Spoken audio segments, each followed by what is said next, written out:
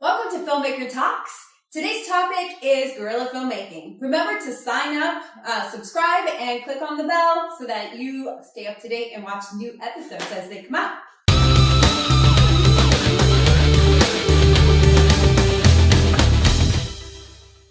Hi everybody, thank you for coming. So today I wanted to talk a little bit about guerrilla filmmaking, and that's such a hot topic for me. I feel like, yes, permits are important, insurance is important, there's absolutely no doubt about that. But I also think on the other side is that photographers, they don't get as much gruff as filmmakers. You can take your photo camera and go to a park and take photos. You don't need permits for that. But if you're filming, all of a sudden, oh my God, you need permits, you need insurance. I wonder also if there's a little bit halfway of snobbery where it comes to, oh, well, you don't have permits to do this. You're not a real filmmaker. What are your thoughts? I would say permits, insurance, those are definitely things important. Like you said, it is important. I think it's more important when you get at a certain level. So if you just want to go out and start filming something and you're scared about the thought of, oh God, I can't do this unless I have all these things, you're automatically going to think, I can't do it. I'm not even going to try. And that's exactly the problem. It deters a lot of people from making films. And some people, they want to do films try it out, and maybe they don't want to do in the long run. Some people want to do it and they get motivated, they learn, they do different things, and then they're like, you know what, I'm ready for that next level. I've made enough contacts. I want to do this bigger film. And in those situations, of course, you probably want that because there's not only just insurance and the permits, but also, lawyers and money and all this other stuff that needs a little bit more structure. But if you're wanting to get something, that you're trying to build that fan base, that you're trying to just have fun and start honing in what you want to do and find the thing that fits, it's good in that respect. Also, with you doing things more guerrilla, you're able to kind of come up with solutions you never would have. It's kind of like when you have no money, you make do with nothing, and sometimes it comes up with the most amazing things. And then I think the difference between still photography and regular filmmakers is probably also something to do with the fact that if you hurt yourself, it's just you. Usually with filmmakers, they're like, even guerrilla, at minimum, you got like 5 people with you. Something happens somewhere, people are thinking, oh great, you're going to sue me for this, and you don't have anything to cover. Yeah. I started filming not too long ago. It's been about 6 years, and started learning everything that I could, and making sure that I was responsible, the director's responsible, the actors, the crew's responsible, and to make sure that no one gets hurt. And that's why insurance is important to me.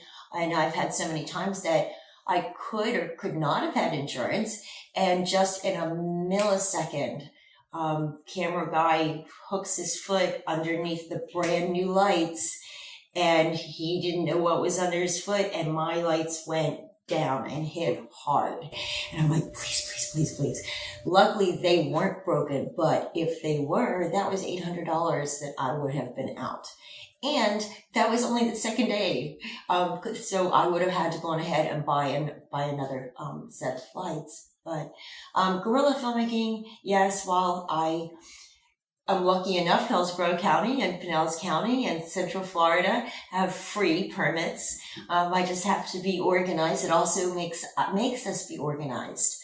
So that we're not calling everyone and saying, hey, in 48 hours, we're going to go ahead and do this. It was like, no, everybody does have a life. They have jobs. They help us out a lot.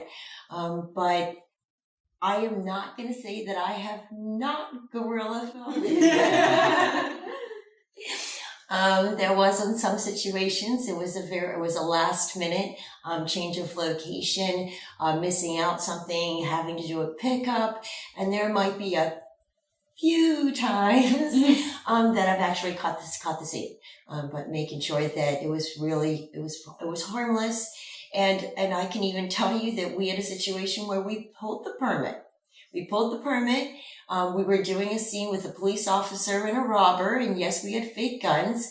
And even with that, there was a 911 call. Oh, we had something like that, but we called the police ahead of time and warned them that we were doing it. But like, for when we film at a park or a sidewalk, we never pull a permit. Right. But if you're going to open up your trunk and pull out a shotgun and fake kick in the front door while your actor's on the other side, you might want to think twice.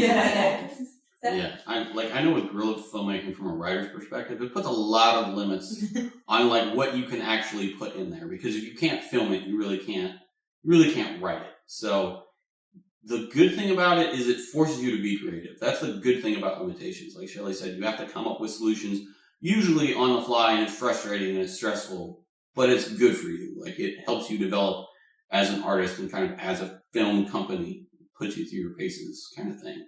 And I think the main difference between photographers and filmmakers is, again, like, photographer is just the one guy, but whenever you have a group of like 10 people, there's always a possibility of something's going to go wrong. Somebody's going to get hurt. They're going to sue you. So you just got to cover your bases. Usually I'm the one who hurts myself. I think at least the last few productions I was involved, one time I tripped into like by the fire pit area. And then one time we were filming during Wicked-tober, someone else's, one of them, it was raining, slipped, and bloody up. Everyone else is fine, but I'm the one. But getting hurt is fine. Yeah, but that's where you said you're worried about equipment. I'm always worried about people more than that. So if it's me, not a big deal. But we also make people sign waivers saying, hey, don't ever do anything that you don't feel comfortable with. And me as a director, I always make sure that I start with, if you feel uncomfortable doing anything, do not do it. And I make sure everybody hears, do not do it. She says that, except her husband, the DP, has... he gets hurt. Yeah. I don't care. They can get hurt. They won't sue. And that's it for this episode. Thank you all, and thank you for watching.